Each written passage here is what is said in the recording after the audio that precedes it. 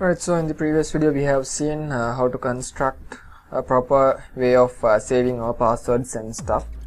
But if you remembered, we have stuck at returning that user related details back to the client because we shouldn't expose those password related hashes back to the client, right? Otherwise there will be some sort of security concerns. Yeah, so what we can do is basically we can return a JSON web token instead of returning those sort of values.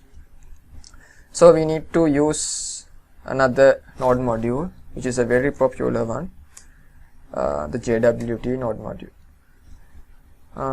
So let's try to install it. Yeah.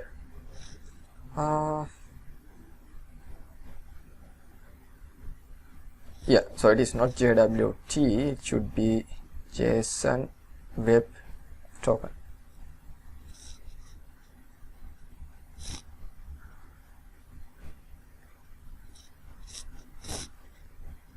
Right, so now module has been installed, so let's import it as JWT and require JSON web token.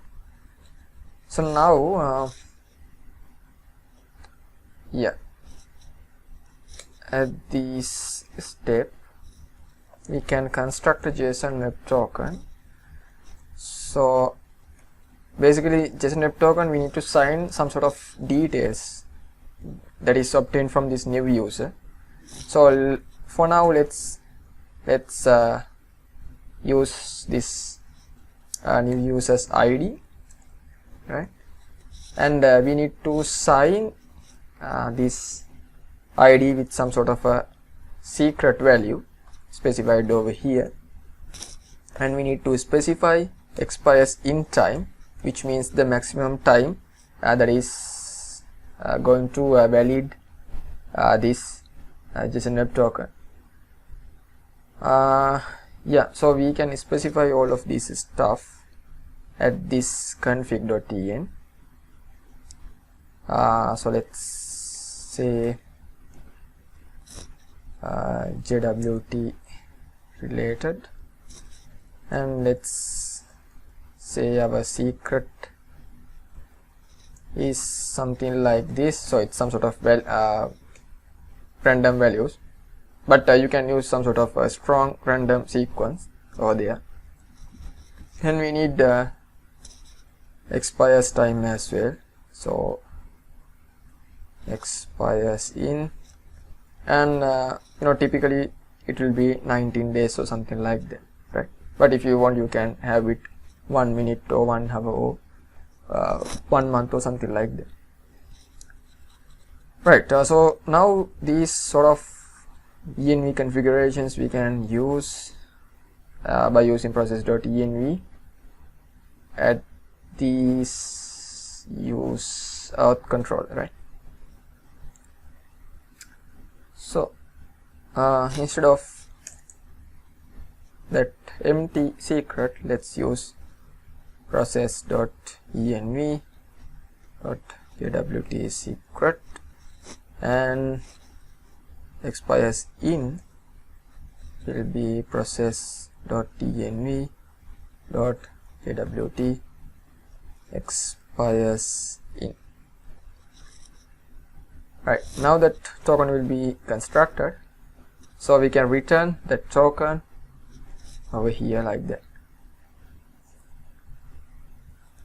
Okay, so I think now this should work. So let's restart and remove this old record, and let's try to invoke it again. Yes, you can see that we have returned some sort of random number sequence, which is the JSON web token. So actually you can decode this value by going to their official website, which is jwt.io. So simply paste your encoded values over here, and it will show you what is the payload. So this is the ID that we have encoded over there. Wait, right? So this is same as our user ID, right? Because user ID is the one that we have encapsulated in our JWT. So 63 and 63, something like that. And I at means issued at time. So issued at time is this specific time, and exp means expiration time, which means 90 days after the issue at time. Right, so likewise you can encapsulate any other details like that. For example, let's say username or email or user role or any other detail can be encapsulated as the JSON payload in your JWT token. Right, so that's how you can use JWT with the authentication stuff. And in the next video, let's look at a few other stuffs as well.